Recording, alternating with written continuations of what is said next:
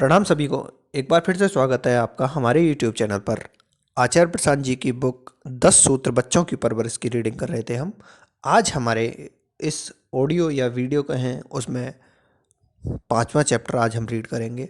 नाम है उसका, टाइटल दिया है माँ बाप और बच्चों के संबंध की बात।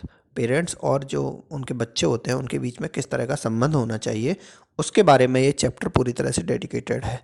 आइए जानते हैं प्रश्नकर्ता क्या प्रश्न करते हैं। आचार्य जी सब कहते हैं कि सबसे ताकतवर रिश्ता माँ बाप और बच्चों का होता है, लेकिन अगर माँ बाप और ना पसंद आने वाली लड़की से शादी का फैसला लिया तो वो रिश्ता भी तोड़ देते हैं। तो फिर एक रिश्ते का क्या अर्थ है? और अगर इसका ऐसा ही है तो फिर हम ये सब जो रिश्ते बनाते हैं ये क्यों बनाते हैं? मुझे तो कुछ समझ में ही नहीं आ रहा है, जीवन है क्या? आचार्य प्रशांत, तुम्हें कुछ समझ में नहीं आ रहा होता तो तुम पहली बात ये क्यों लिखते कि सबसे ताकतवर रिश्ता माता पिता और बच्चों का होता है? तुम्हारा सवाल तो उसी मान्यता पर आधारित है। तुमने इतना तो समझ ही लिया है कि लोग जो बोलते हैं ठीक ही बोलते हैं, या कम से कम आंशिक रूप से ठीक बात है। सबसे ताकतवर रिश्ता माँ बाप और बच्चों का होता है, वो बात माने बैठे हो। लेकिन जब दुनिया को देख रहे हो तो अनुभव तुम्हें कुछ और ही हो रहा है। तुम्हें तो यह पता था कि माँ बाप और बच्चों का सबसे स्वस्थ सुंदर और ताकतवर रिश्ता होता है, और अब तुम पा रहे हो कि किसी लड़की वगैरह को पकड़ा है तुमने, शादी वादी करना चाहते हो तो वही माँ बाप अब तुम्हारी गर्दन पकड़ रहे हैं। तो परेशान हो, कह रहे हो कि बात नहीं समझ में आ रही है। बात क्या नहीं समझ में आ रही? तुम्हारी मान्यता ही गलत थी। तुम काहे को मान रहे थे कि माँ बाप और बच्चों का रिश्ता बड़ा स्वस्थ सुंदर मजबूत और सशक्त होता है? वो वैसा ही होता है जैसा होता है। क्या है इसमें? कोई इसमें गुत्थी नहीं है। गर्दन तो तुम्हारी पकड़ेंगे ही। जब तुम पैदा हुए थे तब भी तुम्हारी गर्दन ही पकड़कर बाहर निकाला था। शुरुआत ही वहां से होती है। ये तुमको हैरानी किस बात की है? मैं तो इस पर हैरान हूं। एक गड्ढा है, यूं ही गड्ढे बहुत होते हैं, और तुम उसके किनारे बैठ करके सिर धुन रहे हो कि कुएं में जल नहीं है। तो तुम पगले हो। किसने तुमसे कह दिया कि ये कुआं है? और किसने तुमसे कह दिया कि इसमें शीतल जल होना चाहिए? तुम्हारी तकलीफ यह है कि तुम मान बैठे हो कि इन गड्ढों में तो शीतल जल होता है। अरे इनमें होता ही नहीं है। और ऐसा नहीं है कि तुम्हारे ही गड्ढे में नहीं है, किसी के गड्ढे में नहीं है। हाँ, कुछ लोगों को संयोग बस कभी ये जांचने की जरूरत ही नहीं पड़ती कि उन गड्ढों में जल है या नहीं है। उन्हें जांचने की जरूरत नहीं पड़ती तो वो अपने आप को बहलाए रहते हैं। वो अपने आप को फुसलाए रहते हैं कि मेरे गड्ढे में तो बहुत जल है, मेरे रिश्ते तो बहुत मीठे बड़े सुंदर और बड़े मजबूत हैं। वो मीठे सुंदर और मजबूत अभी लग ही इसीलिए रहे हैं क्योंकि उनकी परीक्षा नहीं हुई है। जिस दिन परीक्षा हो जाएगी उस दिन तुम भी श्यामलाल के साथ बैठोगे, जो दो गड्ढे अगल बगल और दोनों कह रहे हैं मेरे कुएं में जल नहीं। ये कुआं है, इसमें कोई गहराई है? इसमें जल निकलेगा? ये तो यूं ही है। गड्ढा बोलते हैं इसको, गड्ढा। इसमें कभी जल अगर भर भी जाता है तो उसका जल नहीं होता, वो ऊपर से बरसा हुआ है। कुछ दिन के लिए इसमें दिखाई देता है और फिर सूख जाता है। जो ऊपर से बरसता है वो जल जब गड्ढे में भरता है तो जल नहीं कहलाता, कीचड़ कहलाता है। कुएं में ऊपर से नहीं आता, कुएं में अंदर से आता है। कुएं में बाहर से नहीं आता पानी, कहाँ से आता है? अंदर से आता है। उसमें से फिर निकाल लो, उसे फर्क नहीं पड़ता। वो फिर भर लेगा और गड्ढे का पानी निकाल लिया तो गायब। तुम्हारी तकलीफ यह है कि तुम्हें सिखा दिया गया है कि गड्ढा बड़ा गहरा है, अनंत सागर से अपने प्राण और पोषण लेता है, जल निधि से इसमें जल की आपूर्ति होती है। ऐसा ही है बेटा, माँ बाप और बच्चे। क्या?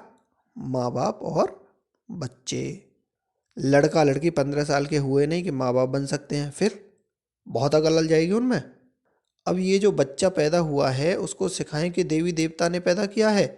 वो देवी देवता ने नहीं पैदा किया, वो पैदा इसलिए हो गया था क्योंकि देवी जी बहकी हुई थी और देवता जी ठरके हुए थे। पर यह बात कभी किसी बच्चे को आज तक बताई नहीं गई है कि बेटा तू हमारी भूल का अंजाम है। बेटा चाहते तो हम यही थे कि तू पैदा ही ना हो, पर पता ही तीसरे चौथे महीने में चला, जब तक बहुत देर हो चुकी थी। तुम्हें क्या लगता है दुनिया के 95% आबादी परमात्मा से की गई प्रार्थनाओं का नतीजा है? वो हवस के एक क्षण की पैदाइश है सब। 20 से 19 लोग। और बाद में पता चलता है जब देवी जी जाकर देवता जी को बताती हैं, सुनो जी 2 महीने बीत गए हैं, कुछ हुआ नहीं। तो देवता जी बिल्कुल हक्के बक्के हैं।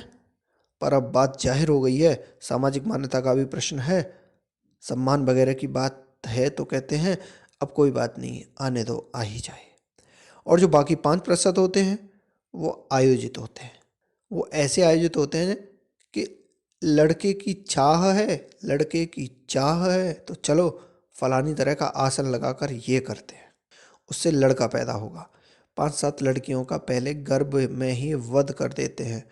तब तक लड़कियों का गर्भ में वध करते रहो जब तक पता न चल जाए कि इस बार लड़का है, फिर उसको पैदा होने दो। जानते हो एक बहुत विचित्र और भयानक अनुपात में घरों का आखिरी बच्चा लड़का होना तय होता है। जिन भी लोगों के 3-4 बच्चे हों उसमें जा करके यूं ही एक सर्वेक्षण कर लेना, तुम पाओगे कि ऐसा बहुत ज़्यादा हो रहा है कि जो आखिरी बच्चा है वो लड़का है। ये क्या चक्कर है? तुमने सोचा ही नहीं, ऐसा कैसे हो रहा है कि आखिरी बच्चा लड़का ही निकल रहा है?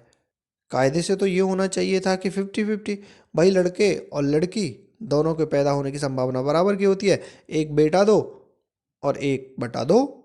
और ये ऐसा कैसे हो जाता है कि आखिरी बच्चा 2/3 या 3/4 लड़का ही होता है? ये इतना बढ़ कैसे गया? वो ऐसे ही बढ़ गया है कि पूरी कोशिश की गई थी कि लड़की आए ना, पर कभी कभार पूरी कोशिशों के बावजूद भी वो जिद्दी आ जाती है, वो हठी है, वो मान नहीं रही, वो पैदा हो गई। और जब वो पैदा हो गई तो उसको बताया जा रहा है कि माँ देवी हैं, बाप देवता हैं। ये नहीं बताएंगे कि मिलकर हम तेरा कत्ल कर देना चाहते थे, गर्भ में ही कर नहीं पाए। और ना कभी लड़के को ये बताया जाएगा कि बेटा तू 5 लड़कियों के कत्ल के बाद पैदा हुआ है। और ना ये बताया जाएगा कि उनका कत्ल इसलिए किया गया क्योंकि हमें दहेज का लालच था। 3 लड़कियां पहले पैदा हो चुकी थीं, पता था कि इनके साथ तो घर में बाहर जाएगा धन। तो कुछ वापस भी आए तो उसके लिए हवस थी एक लड़के की। और ये भी था कि हमारे बाद दुकान में कौन बैठेगा। तुम हो कौन? तुम ये सवाल पूछ रहे हो, पता नहीं तुम अभी बाप बने हो या नहीं। तुम ही बन जाओ बाप।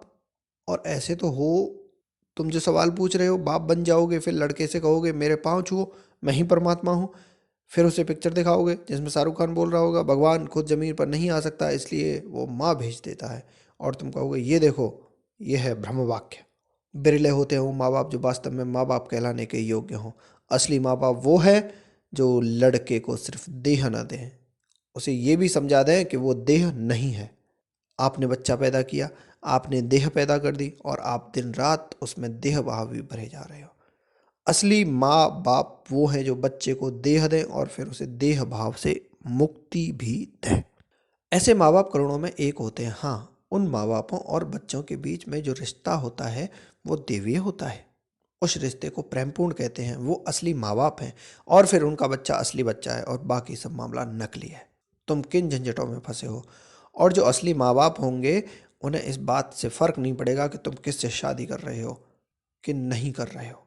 वो कहेंगे कि हमने एक शारीरिक रूप से स्वस्थ लड़के को पैदा किया है और फिर उसे मानसिक रूप से भी स्वस्थ बना दिया है। अब वो अपनी ज़िंदगी के निर्णय लेने में काबिल है, सक्षम है। अगर हमें ही यह सब तय करना है कि वो किससे शादी करेगा और किससे नहीं करेगा तो फिर तो हमने एक अपाहिज पैदा किया है। काश के और हों असली माँ बाप, काश के माँ बाप जाने कि असली अर्थ क्या होते हैं जन्म देने के। काम क्रीड़ा हो गई, उसके बाद माँ के गर्भ में शिशु का जन्म हो गया, इसको जन्म नहीं बोलते हैं। ये काम तो कोई भी कर लेता है। एक पागल आदमी और एक पागल औरत भी बच्चे को जन्म दे सकते हैं। बिल्कुल विक्षिप्त हो आदमी औरत दोनों, वो भी जन्म दे लेंगे। तो सारे जानवर देते हैं बच्चों को तो पेड़ पौधे कीड़े मकोड़े मछली पक्षी सब जन्म देते हैं बच्चों को। तो कुछ नहीं रखा जन्म देने में, जन्म देने भर से रिश्ते में कोई जान नहीं आती। मैं प्रार्थना करता हूँ और बहुत ज़्यादा ऐसे माँ बाप हों जो जन्म देने का वास्तविक अर्थ समझें और अपने बच्चों को वास्तव में जन्म दे पाएँ, सिर्फ शारीरिक नहीं, जन्म नहीं। प्रश्नकर्ता प्रश्न पूछते हैं, आचार्य जी क्या आप समझा सकते हैं कि दृष्टा, दृश्य, दर्शन एक क्यों कहे जाते हैं? अद्वैत वेदांत में या ज्ञान ज्ञाता ज्ञेय ये तीनों एक क्यों कहे जाते हैं? आचार्य। इसका उत्तर अभी थोड़ी देर पहले ही दिया था मैंने। चेतना कैसे अपने दो खंडों में करती है और एक खंड को नाम देती है मैं और दूसरे को नाम देती है संसार। तो मैंने द्वैत से आपको समझाया था, ये जो द्वैत है ये वास्तव में त्रैत होता है, क्योंकि आप होते हो दृष्टा, सामने होते हैं दृश्य, और ये जो दृष्टा और दृश्य की देखने की घटना घट रही होती है इसको कहते हैं दर्शन। इसी तरीके से आप होते हो ज्ञाता, जिसको आप देख रहे हो होते हो वो कहलाता है ज्ञेय, और ज्ञाता ज्ञेय के मध्य जो रिश्ता होता है उसको कहते हैं ज्ञान। ज्ञाता ज्ञेय का संज्ञान ले रहा है, ये रिश्ता है, तो द्वैत ही त्रैत है। दो की बात करो या दो है, द्वैत है। और उसमें ये भी जोड़ दो कि इन दो रिश्ता क्या है, इन दो में रिश्ता क्या है, तो उसी को कहते हैं त्रैत। ठीक है। तो आप पूछ रहे हैं कि अद्वैत वेदांत तीनों को एक क्यों बोलता है? क्योंकि विभाजन की ही नकली है। तुमने दो बना दिए हैं जहाँ दो थे नहीं। तुम संसार को अपने से अलग समझ रहे हो, जबकि संसार है कुछ और नहीं, तुम्हारा ही प्रक्षेपण। समझना बात को। इसका अर्थ ये नहीं है कि वह दीवार तुम्हारी आंखों से निकल कर करके वहाँ खड़ी हो गई है। तुम्हारी आंखों से निकल कर दीवार नहीं खड़ी हो गई है, लेकिन वो दीवार द्विआयामी इसलिए है क्योंकि तुम्हारी आंखें या तो दो आयाम देख सकती हैं या तीन आयाम। तुमने अभी कोई दीवार देखी हो जो पांच आयामों में हो? दुनिया में तुम्हें जो भी कुछ दिखता है वो कितने आयामों में होता है? तीन। क्यों? क्योंकि तुम एक तरीके से अभिकल्पित हो, संचरित हो, डिजाइंड हो कि तुम सिर्फ देख ही सकते हो त्रिआयामी वस्तुओं को। तो दुनिया में तुम्हें सब कुछ दिखाई देता है त्रिआयामी। दूसरी बात, जो वस्तुएं तुम्हें दिखाई देती हैं उनको तुम कभी मात्र वस्तुओं की तरह देखते नहीं। उनमें हमेशा तुम अर्थ भरते हो और वो अर्थ वस्तुओं में नहीं तुम्हारे में है। तो तुमने दो काम कर रहे हैं। पहली बात तो तुमने एक त्रिआयामी जगत अपने चारों ओर खड़ा किया है, ये तुम्हारे जैविक संस्कार करते हैं। और तुमने दूसरा काम ये किया है कि तुमने एक त्रिआयामी जगत में बहुत सारे अर्थ और रंग और अर्थ भर दिए हैं। ये दोनों ही काम करे किसने? है तुमने। पर तुम्हारा दावा क्या है कि संसार मुझसे अलग है। संसार अलग कैसे? तुम ही उसे खड़ा करते हो, फिर तुम ही उसको रंग रोगन करते हो और फिर कहते हो कि तुमसे अलग है। वास्तव में दुनिया में ऐसा कुछ भी नहीं है जिसका सूत्र, जिसका सिरा तुम्हारे भीतर ना हो। अगर तुम्हें कुछ दिखाई दे रहा है तो समझ लो कि तुम्हारे भीतर वैसा कुछ है, अन्यथा वह तुम्हें दिखाई नहीं देता। जो झूठ से बिल्कुल खाली हो जाता है उसे बाहर कहीं झूठ नहीं दिखाई देता। तुम जिस चीज़ से खाली हो गए हो वो तुम्हें बाहर दिखाई देनी बंद हो जाएगी। ये बात दीवार पर नहीं लागू होती। पूछो क्यों? क्योंकि दीवार पदार्थ है और पदार्थ से तुम पूरी तरह खाली हो हुए नहीं। एक पदार्थ तो है ही ना जिसको लेकर घूम रहे हो। कौन सा? शरीर। तो जब तक तुम्हारे पास शरीर है तुम्हें दीवार का संज्ञान होता रहेगा। बुद्ध भी जाकर दीवार से टकराएंगे तो गिर जाएंगे। तुम यह नहीं कह सकते कि दीवार तो बुद्ध ने ही प्रक्षेपित करी, तो दीवार से टकरा कर गिर क्यों गए?